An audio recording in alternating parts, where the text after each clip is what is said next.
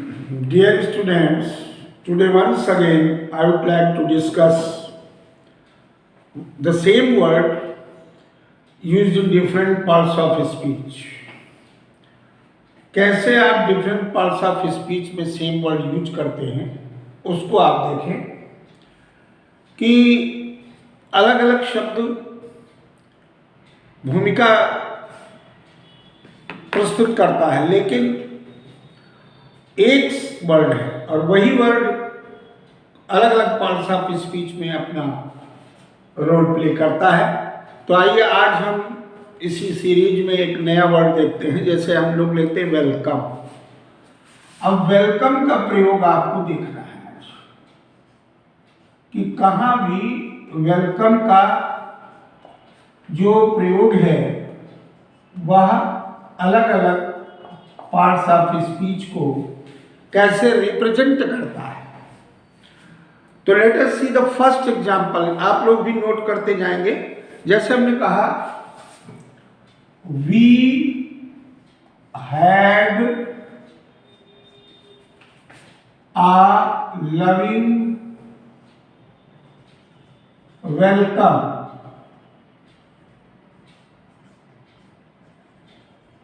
एक सेंटेंस ये ले लिया और इसमें वेलकम को अंडरलाइन कर दिया। पहला सेंटेंस, पहले सेंटेंस आप लोग उतार लेंगे, इसको कॉपी करने और फिर इस पर हम लोग डिस्कस करते हैं। तो we had a loving welcome. Second example देखें, दे वेलकम्ड अस। इसमें भी कर दें अंडरलाइन। तीसरा देखें ध्यान से, जैसे यू आर वेलकम, इसमें देखें यू आर वेलकम।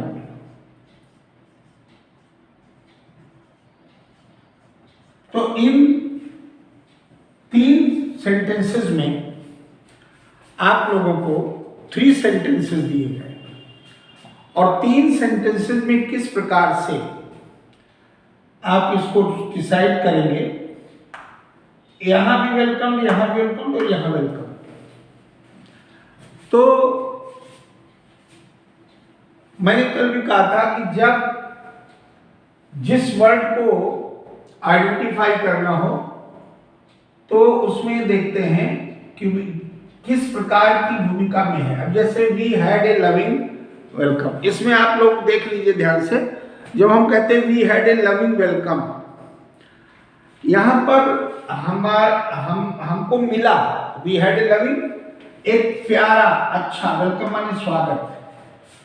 तो जब व्हाट का प्रयोग इंग्लिश में करें, क्या मिला, किस चीज, क्या चीज का सुख मिला, तो लविंग वेलकम। तो क्या नाउन को व्हाट लगाने से नाउन को आइडेंटिफाई किया जाता है। दे वेलकम्ड अस, यहां पर सब्जेक्ट के बाद ये फाइनाइट वर्ब के रूप में आया, क्योंकि स्वागत करना एक्शन मोड है। तो एक्शन मोड में आप जानते हैं कि वर्ब होता है और यहां पर वेलकम टू वर्ब के रोल में है। Let us see in the third example we find you are welcomed। अब यहां पर आपका स्वागत है।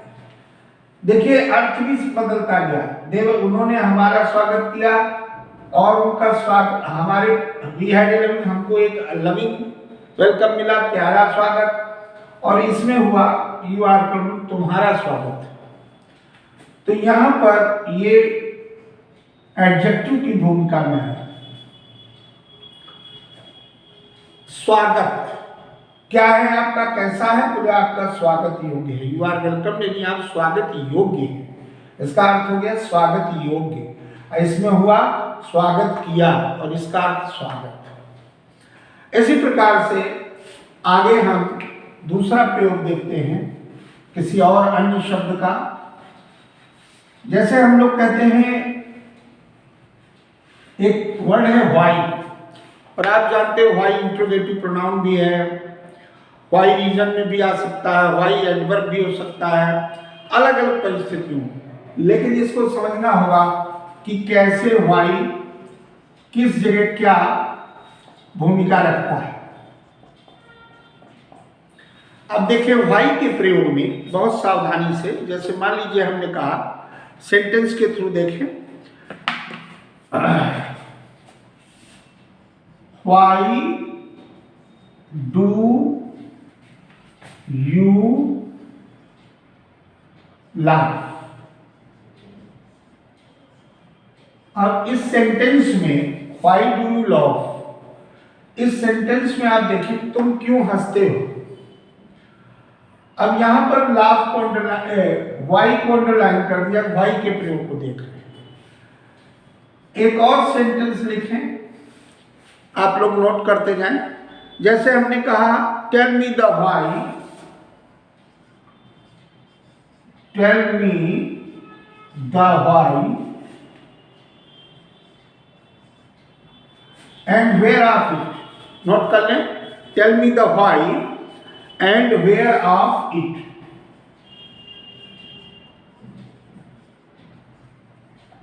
where of it। इसको हमने, इसमें भी वाई को अंडरलाइन कर दिया। Let us see third example, why it is surely Mohan. Why it is surely और मोहन। यहां पर अब इन वाक्यों को ध्यान से देखिए। इस एग्जाम्पल में पहले आया व्हाई डू यू लव। अब देखिए जब हम कहते हैं व्हाई डू यू लव, यहां पर व्हाई के बाद हेल्पिंग वर्ब का प्रयोग, तुम क्यों हंसते हो। तो हंसना यानी जब रीजन की बात हो, हमेशा ध्यान रखिए जब कॉज की बात हो, रीजन की बात हो, तो वो एडवर्ब के रोल में होता है। किस रोल में होता है? एडवर्ब के रोल में होता है। अगर आपका व्हाई का प्रयोग रीजन प्रस्तुत करता है, कारण प्रस्तुत करता है, तो निश्चित रूप से वहां पर एडवर्ब है।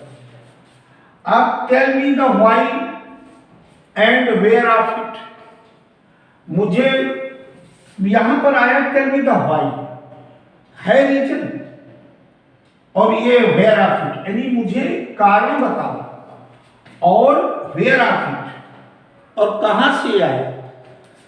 अब इसमें तो यह है कि एडवर्ब इसलिए है कि तुम क्यों हंसते हो, क्यों के अर्थ में आया, और इसमें कारण अर्थ में आया, यानी इसी में इसको करेंगे। और इसमें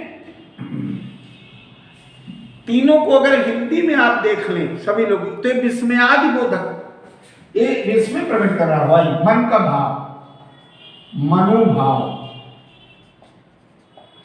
अब जब मनोभाव है तो जाहिर सा है कि इंटरजेक्शन होगा, मनोभाव में इंटरजेक्शन होता है। लेकिन जब कारण होता है, कारण बात है, टेल मी द, मुझे कारण बताओ, इसमें क्यों शब्द आया, रीजन का भाव छिपा है और क्यों व्यक्त हो रहा है। जब इसको ट्रांसलेट करते हैं तो क्यों व्यक्त हो रहा है, इसलिए एडवर्ब, और इसमें कारण शब्द व्यक्त हो रहा है। टेल मी द व्हाई, मुझे व्हाई बताओ, मुझे कारण बताओ, कारण शब्द, तो ये नाउन की भूमिका है। जब क्यों शब्द आए तो कारण अंडरस्टूड है, और जब कारण शब्द आए तो फिर तो स्पष्ट है कारण शब्द जो है वो अपने आप में नाउन शब्द है। रीजन हो, टाइम हो, प्लेस हो, ये सब शब्द जो होते हैं वोकैबुलरी की दृष्टि से ये सब नाउन है। तो यहां पर इसका ये प्रयोग हो गया। अब एक और शब्द लेते हैं जिसका बहुत प्रयोग इंग्लिश लैंग्वेज में होता है। जैसे हम लोग एक न्यू वर्ड लेते हैं व्हाइल का प्रयोग, और व्हाइल का प्रयोग भी बहुत महत्वपूर्ण है। व्हाइल का प्रयोग, व्हाइल के प्रयोग में आप ध्यान से देखें, बहुत ही इंपॉर्टेंट फैक्टर है उसका। सेंटेंस के थ्रू आप देखते जाएं। जैसे कि मान लीजिए आपने लिखा sentence, you kept silence for a while. You kept a silence, और यहां हमने कर दिया फॉर अ व्हाइल। बहुत ध्यान से देखें और इसको नोट करते जाए। You kept silence. अब यहां पर दो बातें, इसमें पहले समझाएंगे तब दूसरा बात। अगर हम आज साइलेंस कर देंगे तो इसका अर्थ हो जाएगा कि ये एडजेक्टिव के रूप में होगा, और ए हटा दें तो ये साइलेंस नाउन के रूप में होगा। अब चूंकि यहां पर व्हाइल के लिए हमको चलना है कि व्हाइल शब्द की भूमिका क्या है प्रस्तुत वाक्य में, तो उस पर गौर करिएगा आप लोग कि यहां पर व्हाइल का मतलब अगर देखा जाए तो समय आता है। व्हाइल का मीनिंग क्या निकल रहा है यहां पे? समय शब्द। और इसके बाद दूसरा सेंटेंस हम देखते हैं, नोट करते जाएं आप लोग साथ ही साथ। जैसे हमने कहा students should not while, students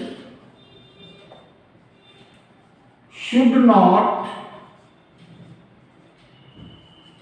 while away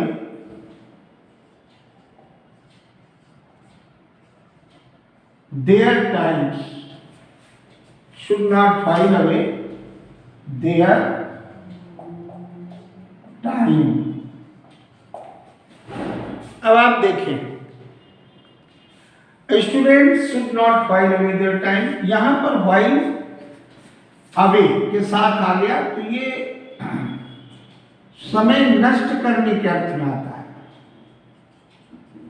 समय नष्ट करना ये अभिप्राय है। Late us see the third example. He was murdered, he was murdered. एक बात, व्हाइल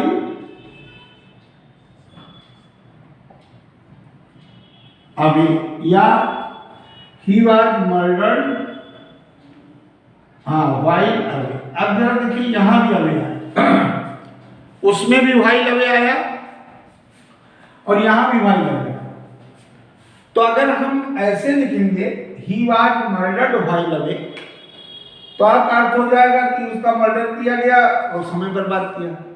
तो जब ऐसी स्थिति आए तो आपको इस पे ये देखना पड़ेगा कि यहाँ व्हाइल अवे तो समय नष्ट करने के अर्थ में आया, लेकिन यहाँ व्हाइल के बाद अवे एप्रोप्रिएट नहीं है, तो कोई न कोई आपको एडजेक्टिव का रूप लाना पड़ेगा। तो जैसे हम कहते हैं व्हाइल एस्लीप, मान लीजिए ये लाए, तो ये व्हाइल एस्लीप। अब एक ये चौथा उदाहरण देखिए, late us C fourth example. जैसे हमने कहा कि मेक, एक मैक्सिम है, कहावत है, make hay while the sun shines, the sun shines.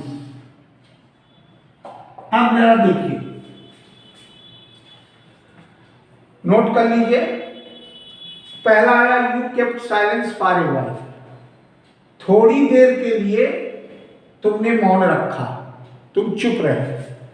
तो यहां समय शब्द थोड़े समय के लिए, और समय शब्द जो होता है वो हिंदी में भी नाउन है, संज्ञा है, और उसमें नाउन समय, टाइम, तो इसलिए ये किस भूमिका में हुआ? नाउन। दूसरे में स्टूडेंट शुड नॉट, चूंकि हेल्पिंग वर्ब के बाद जो मॉडल ऑक्सिलरी है उसके बाद व्हाइल अवे, अब अवे को हमने अंडरलाइन नहीं किया, इसका मतलब अवे कंपल्सरी है वाइल के साथ, तो अर्थ बदल गया उसका कि समय नष्ट करना, यानी वर्ब की भूमिका में आ गया। किस भूमिका में आ गया? वर्ब की भूमिका। फिर he was murdered while asleep और मेक है व्हाइल द सन शाइन्स। अब इसको जरा आप दो वाक्यों को सावधानी से समझ लें। नोट कर लिया सबने? जैसे मान लीजिए हम कहते हैं कि यहां पर he was murdered while asleep। asleep क्या है? asleep सोया हुआ, तो ये एडजेक्टिव की भूमिका में और उसके पहले आए, तो बार बार रोज हम चर्चा करते हैं कि एडजेक्टिव को अगर मॉडिफाई करेगा तो क्या हो जाएगा? एडवर्ब। और मेक है व्हाइल द सन शाइन्स, तो यहां पर कनेक्ट कर रहा है, ये इंपेरेटिव मोड में है।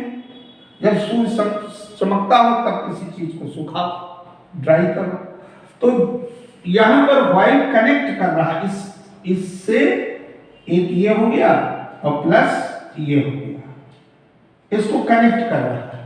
तो connecting word is called conjunction, तो ये कंजंक्शन हो गया। अब देखिए व्हाइल का प्रयोग एक और वाक्य में हम आपको बता देते हैं। जैसे मान लीजिए आपने सेंटेंस लिखा कि I am reading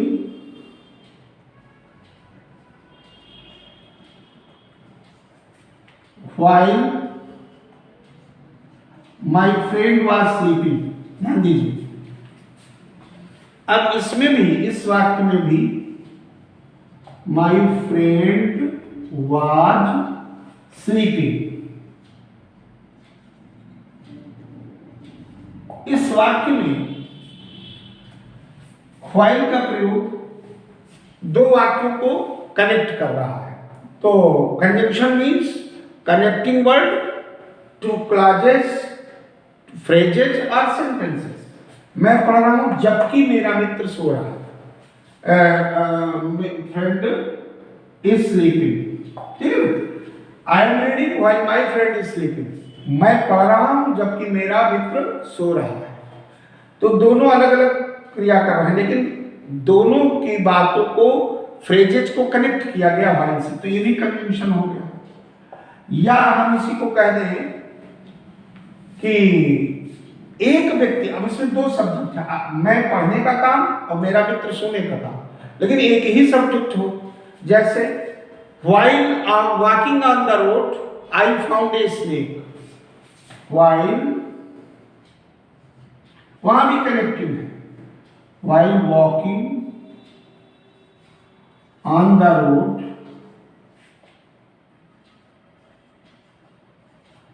I found a snake, यहां भी व्हाइल का प्रयोग उसी अर्थ में होगा, यानी कनेक्ट कर रहा। चाहे इसको ऐसे लिखे, I found a snake while walking on the road, या while walking on the road I found a snake. Sequence में कोई पहले बात कुछ भी कर सकते हैं, बट कनेक्टिंग वर्ड के रूप में आया, दो क्लॉज जोड़ रहा है, तो ये भी कंजंक्शन होगा। तो इस प्रकार से इनकी भूमिका को सुनिश्चित किया गया। कल कुछ और शब्दों के साथ हम लोग चर्चा करेंगे, और there is no doubt 2 questions or 3 questions surely will be asked in paper, in TGT paper. So please try to attempt this type of questions, as many as you can. As far as well practice is concerned, if you are firmly determined regarding preparation, so never try to avoid this type of question. Thank you very much.